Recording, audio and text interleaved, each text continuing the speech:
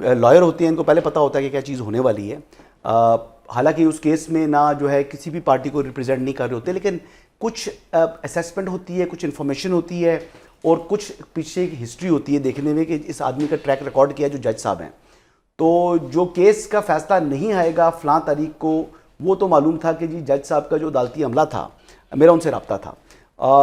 तो ये चीज़ें इस तरह हैं जी। बाकी अगर आप समझें कि जो मखसूस नशिस्तों से वाला मामला जो था, वो तो जो फैसला दिया था, देखिए 185 की अपील थी, जिसको उन्होंने यानी उसको अपील को कर दिया डिसमिस, और जो इम्प्यून ऑर्डर था जिसको चैलेंज किया गया था उस अपील के अंदर, उस ऑर्डर को भी सेट असाइड कर दिया गया। यानी appeal dismiss, impugn order set aside, ऐसा कोई फैसला मैंने कोई नहीं देखा था पहले। तो बेसिकली अदालती फैसले के ज़रिए आइन में तरमीम की गई या आइन के बरखिलाफ जो है वो ये गए जजेस, 8 जजेस, तो वो फैसला ना कायम रह सकता था, ना उस फैसले की कोई आइनी और कानूनी हैसियत थी, क्योंकि सुप्रीम कोर्ट अपनी पावर इनहेरिट करता है आइन पाकिस्तान में से। तो आइन पाकिस्तान के खिलाफ जाकर कोई चीज़ भी वो फैसला करेंगे जिसको 187 को भी वो ज़बरदस्ती वो लेकर आए, और 187 भी सुप्रीम कोर्ट की जुरिस्डिक्शन नहीं है। लिहाजा चलिए इन तमाम चीज़ों की अपनी जगह बात कर लें जी। यही समझ लें कि सिस्टम ने, एक मिनट के लिए, ये फैसला किया हुआ था कि ये नशिस्तें नहीं बनती तो जबरदस्ती नहीं दी जा सकती। उन्होंने कहा कि फिर जाओ ले लो। सही, आपको पॉइंट आ गया। यानी कि सिस्टम ने ये फैसला किया हुआ था कि ये सीटें पीटीआई को नहीं देनी, अगर मैं इसको ऐसे कह दूं। पीटीआई की बनती नहीं है, जबरदस्ती देने की कोशिश की गई है। हम इसको इम्प्लीमेंट नहीं करेंगे। इस पे कि क्या ऐसा क्या हो सकता था, जैसे उन्होंने कहा कि आईनी जो तरीकाकार था उससे नहीं था, कोई आईनी कुछ ऐसा कुछ था इस पे। सिस्टम का मतलब ये है establishment. Let's be open, you know.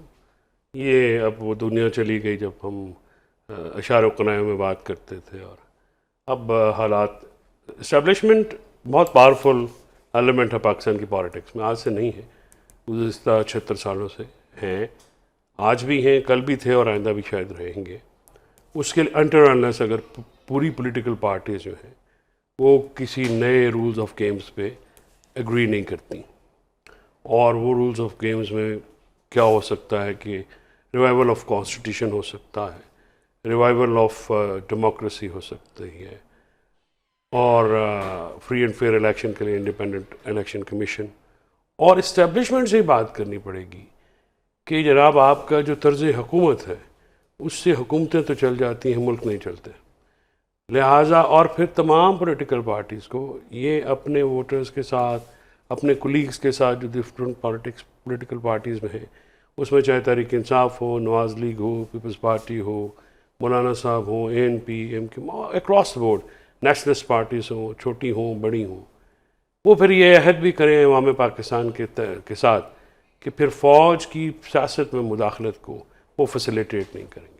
तो एक तो चार्टर ऑफ डेमोक्रेसी भी आया था, उसके बाद कहा जाता है कि चार्टर ऑफ डेमोक्रेसी उसके बाद किया गया। चार्टर ऑफ डेमोक्रेसी को मैं कहता हूँ रूल्स ऑफ द गेम्स आपको सेट करने पड़ेंगे, फिर आप गेम करेंगे। इस वक्त तो पॉलिटिकल स्पेस ख़त्म हो चुकी है।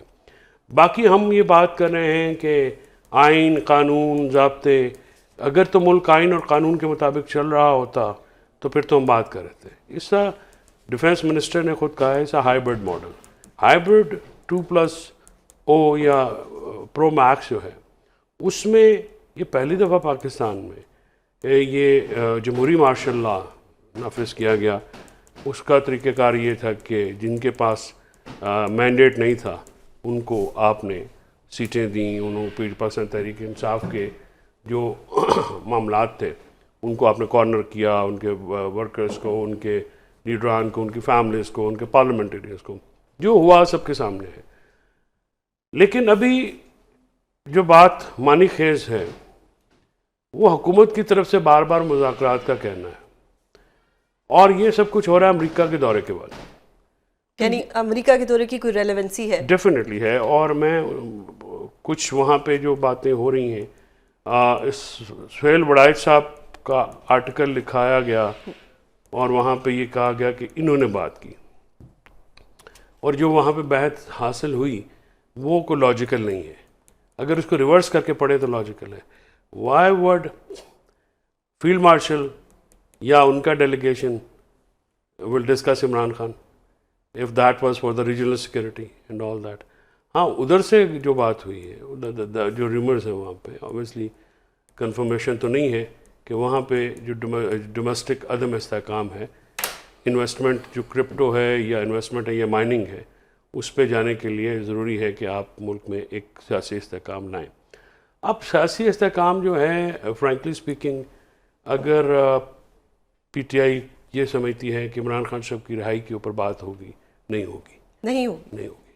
देखिए, दिस इज़ एक चीज़ें होती हैं जहाँ पे आपको सर्कमवेंट करना पड़ता है, यानी रास्ता निकालना पड़ता है। पीटीआई में एक कैपेसिटी है, पीटीआई में ये कैपेसिटी ये है कि वो अपॉर्चुनिटी ज़ाया कर देते हैं। हमेशा 9 फरवरी एक अपॉर्चुनिटी था, 26 नवंबर एक, उससे पहले एक अपॉर्चुनिटी थी जब इलेक्शन की डेट एग्री हो गई थी।